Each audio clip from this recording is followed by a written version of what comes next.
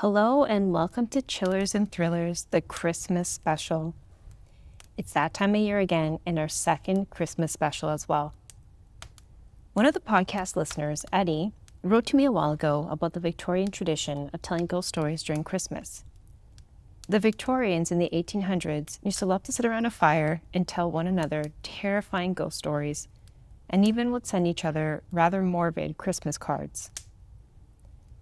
A reason for this is that historically, December 25th was closely linked to the pre-Christian solstice festivals that viewed this area as a time when light dies and the veil between the world of the living and dead is the most thin.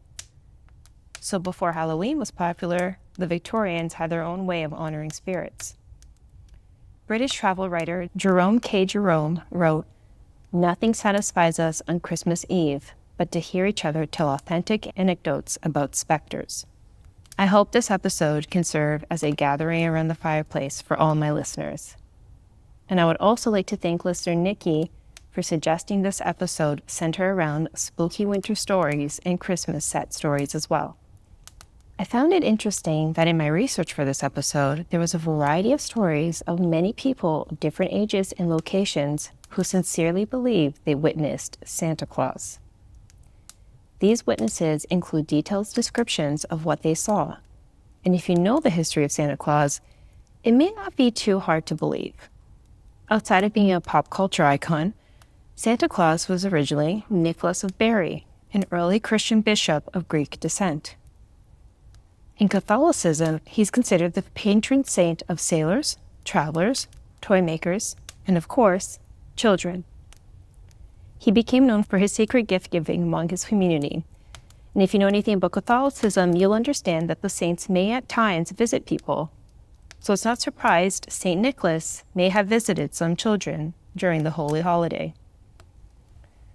Now, get comfortable, grab some hot chocolate or eggnog, turn down the lights, and listen in.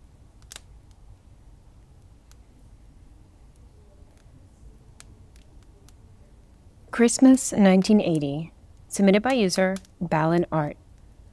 This happened when I was 5 years old, and I didn't know anything about the paranormal. My mom was going into labor with my younger brother, so my mom and dad had me stay at my grandparents' house for a couple of days, and this happened to be over Christmas. Christmas morning was great. I still remember the silver vintage aluminum Christmas tree and the Crayola caddy that I unwrapped and had so wanted. That night, something strange and terrifying happened. I shared a queen bed with my grandfather. Side note, there were 2 bedrooms. My grandparents already slept in separate rooms for years due to my grandfather's snoring. I was awoken in the middle of the night to the bed violently shaking. To give a sense of the intensity, imagine the 4 legs of the bed were each sitting in industrial paint can mixers, synced up, turned on high. I had no idea what was going on. I was scared to death. My grandfather, however, was still sleeping through this. I tried desperately to shake him awake. Finally, he started to stir awake, and instantly, the bed stopped. I asked him, "Grandpa, what was making the bed shake? Why was the bed shaking?" Groggily, he had no idea what I was talking about and said, "The bed's not shaking. Go back to sleep." He turned back over and was snoring again in seconds. My adrenaline was jacked, and I was in no way falling back asleep any time. I just sat there, in the dark, in the silence. There was an ambient light from the outside that dimly lit the room. The bedroom door was open, which it normally was. At the foot of the bed, you could look out the bedroom doorway, down the hall, and into the front room where the Christmas tree was. I sat up at the edge of the bed to look at the tree. As a little kid, Christmas trees gave me a sense of comfort. And as I looked at that tree, probably 30 feet away, I could see something was different. Now, sitting beside the tree was a silhouette of a huge dog. By huge, I mean sitting on its haunches and still being over 5 feet tall. It just stared at me. No movement, no sound. Although I didn't get the sense it was trying to get me, it scared me. I hid under the covers and eventually fell asleep. I woke up to a beautiful, sunny winter morning. Now, nothing paranormal ever happened in that house again, to my knowledge. However, my grandfather would certainly turn out to be a complete monster. He was terribly abusive to my grandma. I often wonder if there was a connection of this demonic poltergeist activity in him. Did the activity cause him to act awful? Or did he somehow unknowingly manifest the activity himself?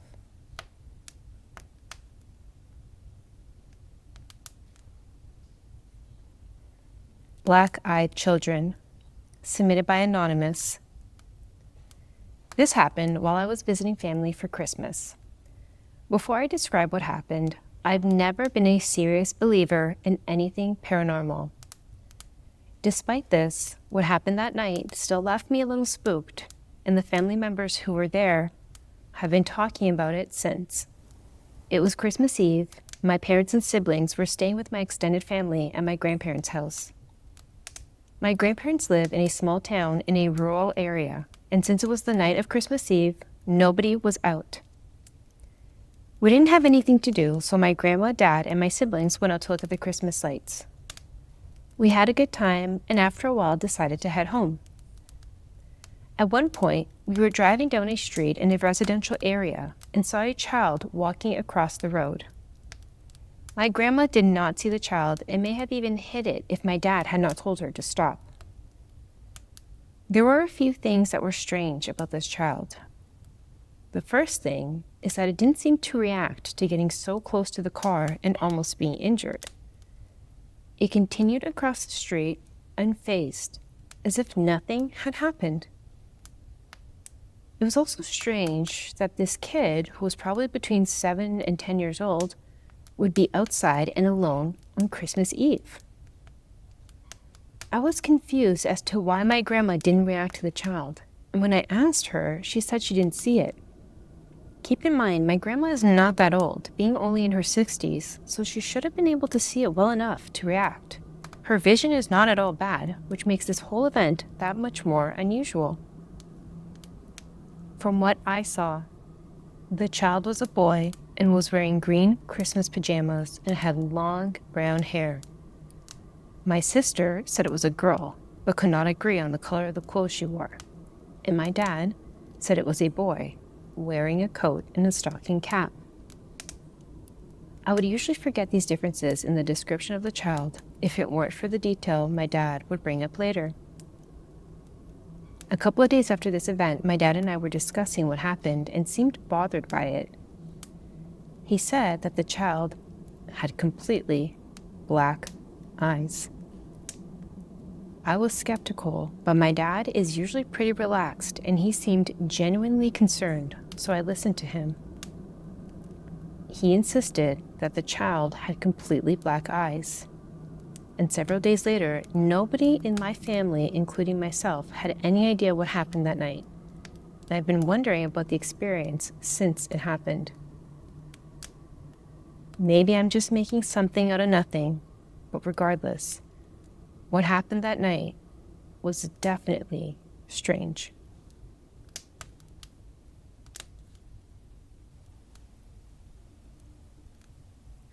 My Christmas Night Encounter, submitted by user distinctearthling. This happened on Christmas night 2007, approximately 8:30 at night, in the rural back road of upstate New York. The day was pleasant and festive. I was opening presents early in the morning with my sisters, a hearty breakfast made by my dad, delicious smells from the kitchen as Mom and Dad prepared a feast. visits from extended family bringing pies and cakes for dessert. Around 2, we all sat down to eat and then lazed about for the rest of the afternoon into the evening. At about 8, after everyone had left and the food was all put away for around 2 the following day, I decided to head over to visit my friend in the next village. The drive would be about 10 minutes if I took back roads to get there, so I did. First, a little background on where my friend lived. It was a housing development surrounded by a private lake. You might call it a gated community. You could drive through it freely after hours by entering one of 4 private entry points.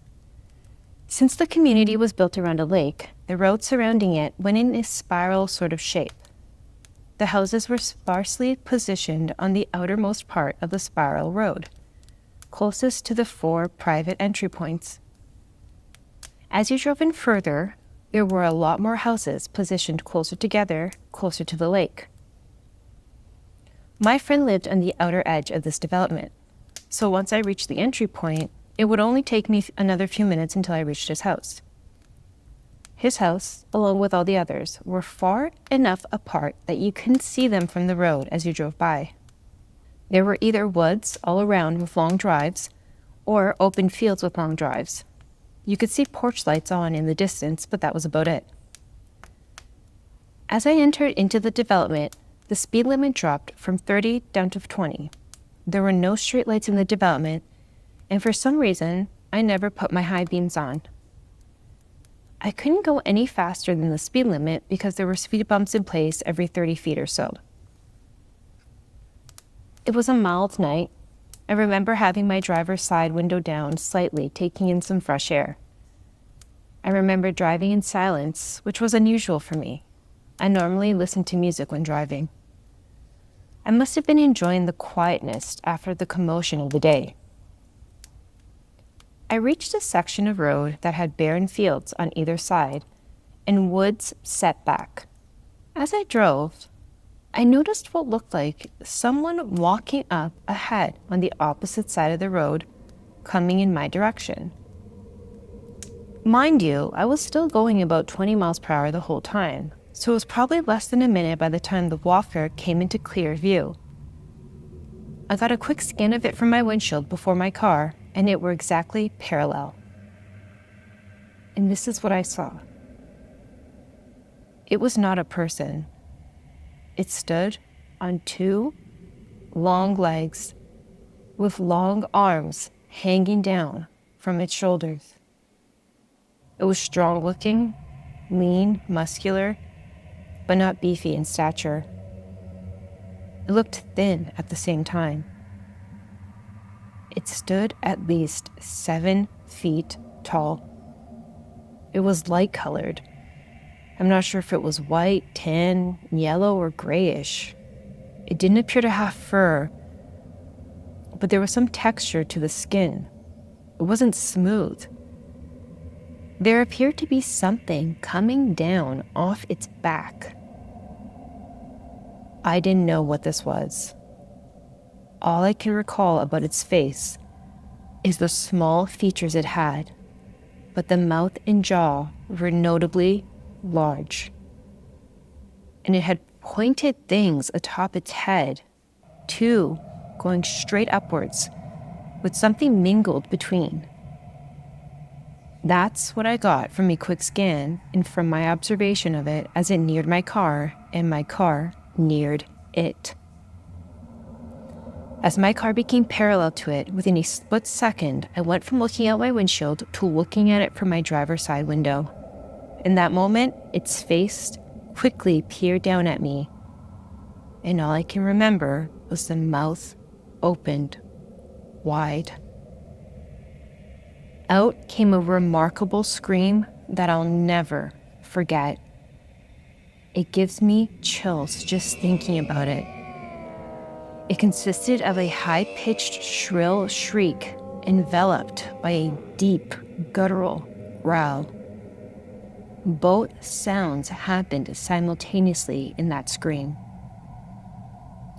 I kept driving all the while. This happened so fast that I didn't even have a chance to be scared or shocked or anything. I continued driving and went past my friend's house and drove home. I called him to tell him what had happened and that I just needed to get back. I was probably running on adrenaline just to get back home. Later on, I was in total shock after it had sunk in. Had my driver's side window been fully opened, it would have touched me. Or worse, taken me. I'm certain of it. To this day, I still haven't worked out what this was. Has anyone else seen anything like this or heard what I heard?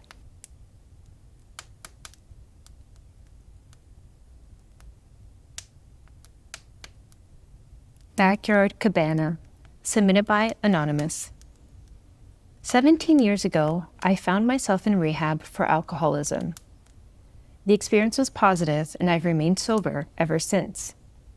When my stint in rehab was finished, I couldn't afford my old apartment and needed to find a new living arrangement. Thankfully, 2 of my fellow rehabbers, D and A, needed a roommate and offered me their backyard cabana for $400 a month. A sweet deal in Los Angeles. I also had full use of the main house, which was accessible via the back door located off the kitchen. At first, nothing seemed out of the ordinary. We were just 3 people trying to get our lives back on track, and none of us were ever home. The first indication that there was something strange about this place came on a Sunday afternoon a few months after moving in. My roommate A and I were in the living room, talking while my then boyfriend was napping in the cabana. During our chat, we heard the back door open and shut and the sound of footsteps walking through the kitchen. Thinking it was my boyfriend, we thought nothing of it until later when he said he had been sleeping the whole time and had never come into the main house. Odd, but nothing to freak out about. I didn't think of it again until Christmas Eve of that year. It was a rainy night and both roommates were out of town. Since we had a Christmas tree in the living room as well as a fireplace, I figured my cat and I could camp out on the couch in front of the cheery fireplace without disturbing anyone. After setting up camp on the couch and locking all the doors, I was a teen during the serial killer Richard Ramirez's crime spree and am a compulsive door and window locker, I laid down shortly after midnight. Just as I was starting to relax, I heard the back door, which I had just locked, open and slam shut, and footsteps walking through the kitchen. Sitting bolt upright, I expected to see a stranger walk around the corner into the living room. But nothing happened. I grabbed a poker from the fireplace and walked slowly to the kitchen and found no one there. The back door was still locked. My first reaction was relief, but the next one was deep confusion. I told my roommates what happened and found out that A had been hearing footsteps coming from the attic, and D, who was only home 2 days out of the week, hadn't experienced anything at all. The only strange thing D had found was a cryptic message scribbled in his closet, presumably from the former owner's daughter. Interesting side note, the former owners had apparently cut ties with the Church of Scientology and fled the area. Church members would regularly knock on the door looking for them. After Christmas Eve, the activity ramped up. One night, I was alone in the house watching TV, and suddenly the sound of all the kitchen cabinets slamming filled the house. I was so terrified that tears came to my eyes. Again, no one in the kitchen. The footsteps in the attic became an everyday occurrence, and my cat would hiss at something in the corner of the living room that we couldn't see. My cabana was quiet, though. It became a refuge, and I never camped out in the main house again. One morning, I entered the kitchen to grab some coffee and ran into my roommate, A. He was clearly upset. The night before, after having trouble falling asleep, he decided to take a bath. While soaking, the footsteps in the attic started up again. Creeped out, he was about to step out of the tub when whatever it was flipped the lights off in the bathroom and left him in the dark. That was the last straw for him and the last night he ever spent in the house. Unfortunately, I didn't have the luxury of leaving at the time because I was broke. I never got used to the activity or the sense that we weren't alone. There was always a part of me which couldn't believe what was happening was actually happening. Once when I was on the patio between the main house and the cabana, I heard a growling coming from right behind me, but we didn't have a dog. I looked everywhere for a dog, but couldn't find anything. When my roommate Dee decided to sell the house later that year, I was able to find an affordable, unhaunted place nearby. While loading the moving truck, my neighbor approached me and said, "You're the 6th group of people in 7 years to move out of that house." I wonder if any of those other folks had a clue what was in the house. We never found out. The only thing I learned about the area was that during the 1980s, a series of storms had flooded an old cemetery located on a nearby hilltop, and the remains of dozens of people washed down into the neighborhood below, where our house was located.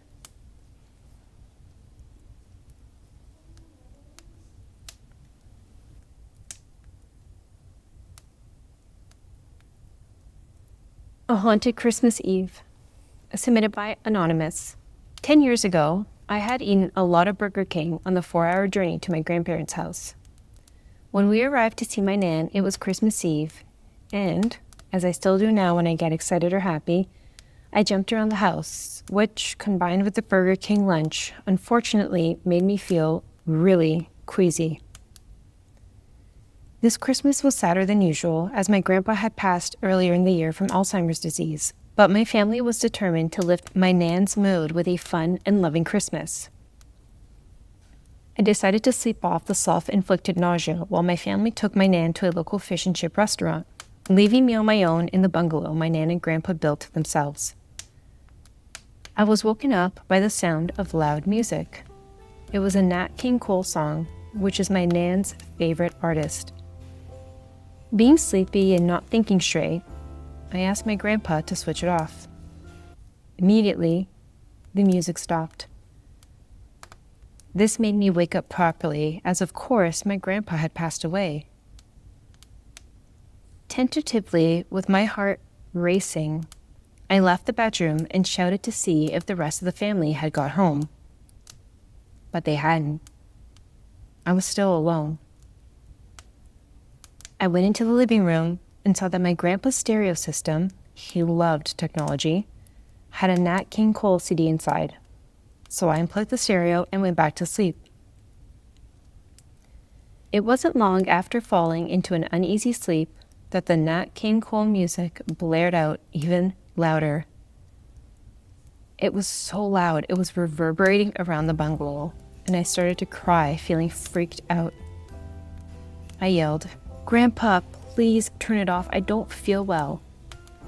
The music stopped. I didn't want to get up again, so I stayed awake until my family came back about half an hour later. After telling my mom, she checked the stereo, and sure enough, it was unplugged. Since then, my Nan's dementia has gotten worse, and she often forgets about my grandpa, remembering only about a handsome, kind man and stroking his photo for comfort. The stereo still comes on loudly, usually when she's being difficult to care for or unpleasant, and it calms her immediately.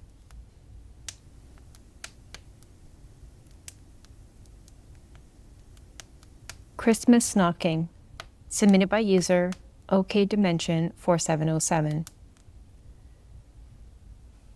I actually have a Christmas ghost story. Like most stories, there's not really a resolution, but here you go. I would have been around 6, and my family had moved to a new house. We had fully moved in, but were in the place where there was still some boxes around. It was Christmas morning, and we were opening presents. We were in the living room, which was an open space and was adjacent to the dining room, with no walls separating them. We started hearing this knocking. It would be quiet, then happen again. It sounded like it was coming from the ceiling in the dining room. We just kept going on with our presents because it's probably the house settling or something like that. It doesn't stop though. It keeps going. From the same spot in the dining room ceiling. Finally, my dad stands up in his chair and as a joke knocks on the ceiling in the living room. Immediately, the knocking starts directly over his head.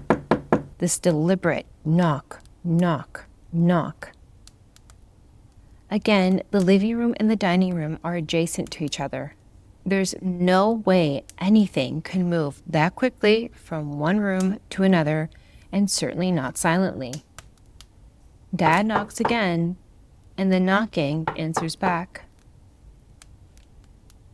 At this point, Dad knocks out a pattern. Immediately, the pattern gets answered.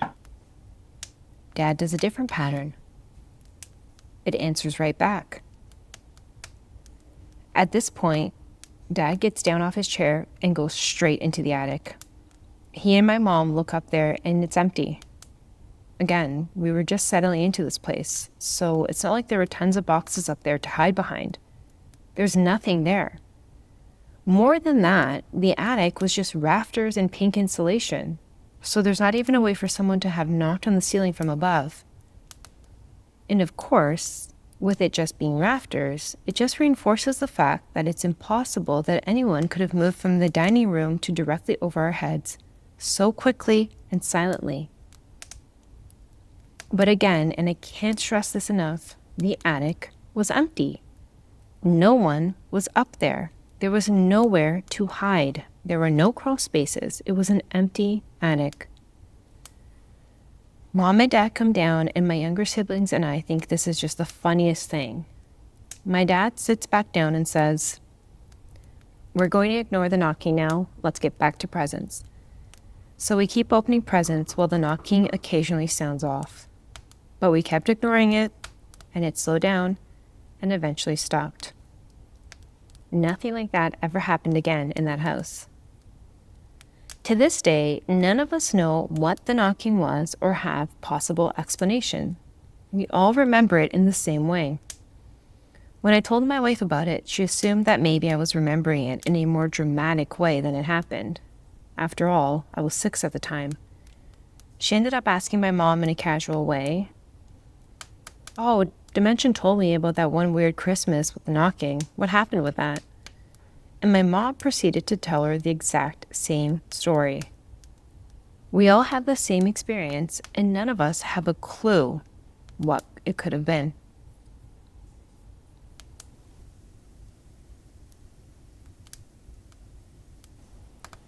I Saw Santa, submitted by user person1031.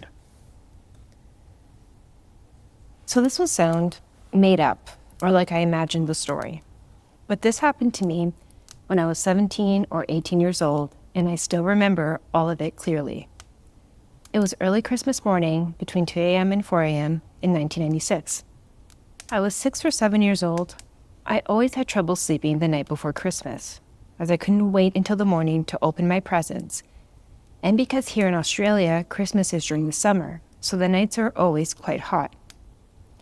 Anyway, I got out of bed to peek at the presents under the Christmas tree. My room exited into a hallway, and at the end of the hallway was the kitchen and dining area. As I crept out of the hallway into the dining area, something in the kitchen doorway caught my attention. I got back behind the hallway entry and observed what appeared to be a pair of legs wearing long red pants. The legs were bolt upright, but the rest of the figure was apparently bent at the hips into the kitchen doorway, so I couldn't see the body. At this age, I believed in Santa, so I went and woke up my older sister, who begrudgingly came to have a look. We both peeked around the hallway and saw the same thing that I initially saw. The figure had not moved position since I first observed it a minute or two earlier. She tiredly suggested that it was just Dad and that I should go back to sleep. I was not convinced and followed her back to her room as I did not want to be alone. I finally crept back to my room, closed the door, leaving it slightly ajar, and proceeded to pace around my room, not knowing whether to wake my parents or have another look at the kitchen doorway. My ceiling light was dimmed, so I could see my entire room clearly. There were no shadows. I finally decided to leave my room to wake my parents, and as I opened my door, standing there, blocking my path, was Santa Claus. He was dressed exactly how I imagined him. He looked like the typical Coca-Cola Santa, down to his white woolen trimmings, thick black coat with a golden buckle, and a red cap. He had small, circular gold-rimmed glasses, a white beard, blue eyes, and liver spots on his cheeks. I froze and looked up at his eyes. He had what I took to be a stern expression on his face, almost glaring at me. Just after we made contact, he bent his head down towards me slightly in a manner that suggested, "What are you doing up?" I gasped, took a few steps back, then jumped back into bed, turned my back to the door, closed my eyes, and fell asleep, despite my state of shock. I remember thinking at the time, Santa doesn't like kids being awake because he can't drop off the presents otherwise. So it was if I knew that I should go back to sleep. That song about Santa Claus comes to mind. He knows when you are sleeping. He knows when you're awake. I didn't get a menacing feeling from him. I didn't feel that I was ever in danger. I felt maybe that I was in trouble for seeing him, that he was annoyed at me. I think that he somehow knew that I was going to my parents, and the only way that he could stop me was to block my exit. In the morning, both my parents said that they didn't see me the night before. They both thought I imagined it, naturally. My sister kept telling me that it was my dad. Every few years, I bring up the event with my family. My parents have denied wearing a Santa suit, and my sister still thinks it was our dad. After years of thinking about this event, I have produced a number of facts that no one in my family can explain. 1, Christmas is in the summer, and my dad never wore long pants to bed. The figure did not move from the kitchen entry for minutes, which is very odd. No one in my family sleepwalks. My sister saw the figure, therefore I did not imagine that part of the story. I never went to bed, so I could not have been dreaming. I have never had a dream even close to being as vivid as seeing Santa. I have never imagined things to be present in reality that were not there. Santa was too short and plump to be my dad and too tall to be my mom. He also had a completely different face, eyes, and skin type to my parents. There were no signs of a break and enter. Nothing was stolen. I did not hear footsteps approach my room. If it was a family member I saw so clearly, it was mighty strange I didn't hear them walking on the floorboards. And lastly, I managed to fall asleep within about 30 seconds of seeing Santa despite my state of alarm. I still do not believe in Santa, as I know he is a completely fabricated character. I believe what I saw took the shape of Santa. Over the years, I have thought that maybe what I saw was possibly a spirit or some form of apparition. I still have no idea how or why this event occurred. It appeared to me that Santa was just wandering around our house, checking things out. He didn't seem to have an objective. The biggest mystery to me of this entire story is the fact that I fell asleep so soon after seeing him. That is just unnatural. I didn't pass out from shock, and I didn't feel him touch me. I have read other stories on the internet of people who have apparently seen Santa. Some of the people explaining seeing Santa and then immediately falling asleep, just as I did. Many others report seeing a red light or orb. I know this all sounds ridiculous, but I know what I saw. I know the difference between a dream state and a conscious state. I am not close-minded and accept that we do not know everything about reality. And some things we legitimately cannot explain logically. Anyway, I'm rambling a lot, so I'll end it here. I'm interested in anyone else's experiences with seeing Santa or having experienced a similar event.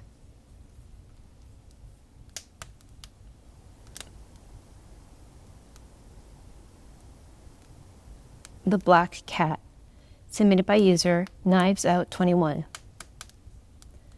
I was about 16 years old. It was Christmas Eve and snowing heavily.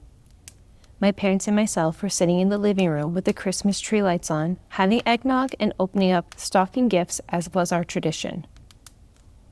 We suddenly heard the door knocker banging really loudly 3 times. We see no one out the window, but my dad opened up the door and looked down. There was a bloody black cat laying across the threshold across the snow. But there were no footprints in the snow, no tire tracks, and logistically there was nowhere and no way that we would have not seen anyone if they put the cat there. My family and myself are huge animal lovers. Of course, we took it in and made it comfortable. It was a young male that was not fixed and had been in a terrible fight. A few days later, we took it to a vet and he recovered nicely. The weird thing is, aside from the knocking and no footprints, was my mom gave this cat to a friend of ours that lived down the street. About 4 or 5 months later, the cat, now happily part of the family, woke them all up by howling and screaming, just freaking out. Turns out an electrical fire had just started in the garage, and one of the cars was also on fire. The cat woke up everybody and they were all okay. They were very lucky, but especially because there were all kinds of flammable things in the garage. They would not have been so lucky if it hadn't been for the cat waking them up. The giant man stalking us during Christmas Eve, submitted by just_wanna_share_2. Thank you very much to Victorian for allowing me to share your story. You can find his Instagram under the show notes and linked to the story as well if you'd like to give him a visit. When I was about 8 years old, my younger brother, my parents, and I went to our village house for Christmas vacation. Before I start, let me give you a quick layout of the house and area. The house is located up in the mountains in a small village with maybe 50 residents. The houses are far apart, separated by forests and olive groves. Ours was an ancient house, shaped like an L. At the top of the L was the only bedroom, which had 2 single beds and a double bed. Where the lines of the L meet was the living room and kitchen, with the only door to the house. At the other end, after a small hallway, was the bathroom. The walls were about 1 meter thick, and the whole place felt like it held centuries of history. Now on to the story. Day 1. I've never been able to sleep easily, even as a kid.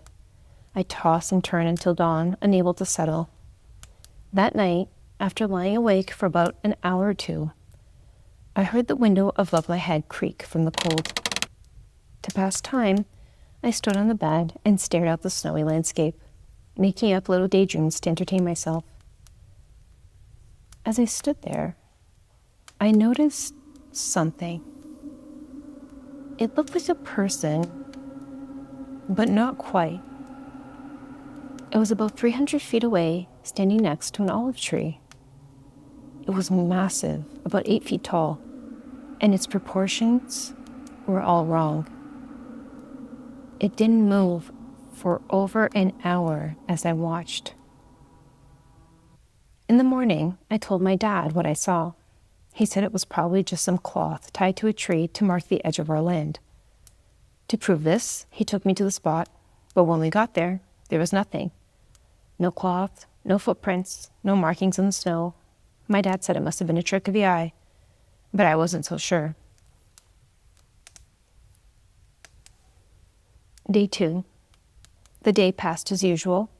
I played outside, helped my dad chop wood for the fireplace, and spent time with my family since there was no signal to watch movies or go online. That night, I was woken again by the creaking of the window. Excited for another story, I stood up, but the second I looked out, I froze. There he was. He was about 100 feet away, standing partially behind a tree. His arms were too long, his back hunched, and he looked like he was completely naked despite the freezing snow. I stared at him for 10 minutes, trying to figure out what I was seeing. Then the fear overtook me, and I yelled for my parents. They woke up, and my dad stood on my bed to look out. The weight shift caused me to glance down, and when I looked back up, he was gone. My dad dismissed it, saying I must have imagined it, but my mom didn't. She knew I wouldn't wake them up unless it was something serious. I didn't sleep that night, and the next day I crashed after lunch. Day 3, Christmas Day. Relatives came to visit, older folks I'd never met before. While they sat around talking, I went back to my usual post by the window, watching and waiting. At first, there was nothing. An hour passed, then another. Just as I was about to give up, I saw him. He came out of the denser forest, walking parallel to the house about 100 feet away. Then he stopped, turned 90 degrees, and started walking towards us. I yelled, "There he is! He's coming towards us!" Everyone jumped up. My dad grabbed his rifle, and the adults rushed outside without even putting on coats. I'd show them where I'd seen him, but once again, there were no tracks in the snow. This time, no one dismissed me. My mom made me tea and told me to try to sleep. Day 4. That night, my mom gave me tea before bed, and I fell quickly asleep. But in the middle of the night, I woke up to the creaking window. I stood up to look, and he was right there. His eyes were black, tiny, and too far apart. His mouth was unnaturally wide, like it was painted on. His head was too big for his body. He was bald, but with some facial hair, and his skin was completely white, blending into the snow. I fell back into my bed, crying from shock. My parents woke up and tried to comfort me.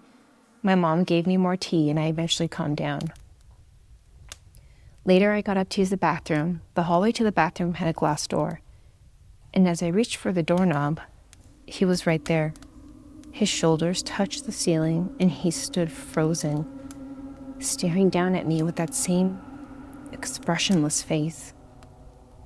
I couldn't scream. I scrambled backwards and hit my brother's bedside cabinet, which woke everyone up. And when I looked back, he was gone. The next morning, my parents decided we'd leave early to spend New Year's Eve back at home. I felt relieved, but as I got out of bed, I saw something at the foot of it. A small doll made of rope. I kept it until I was about 14 or 15 when it got lost during a move. Years later, during a family gathering, my mom overheard me telling the story. She casually mentioned that both my grandfather and his father had seen the same thing at the same age, in the same house, under the same conditions. Snow, isolation. Each time, the child found a toy the morning after the encounter. She admitted she'd given me valerian tea because she knew the stories and hoped to spare me the full experience. It's said that this being is an evil spirit, a bad omen that haunts the village in the area, and he's been seen for centuries. And my village has been the center of many strange events, but those are stories for another time. And that's all for this episode. Before I sign off, thank you again so much for listening. Time is a precious commodity, and I sincerely appreciate you taking your time to listen to me. If you'd like to support the podcast, please make sure to subscribe and review the podcast wherever you listen to it. If you like listening on YouTube, please make sure you like this video. And also make sure you share with your paranormally inclined friends and family. I hope all you ghouls and ghosts stay safe and have a very Merry Christmas. And I'll see you soon.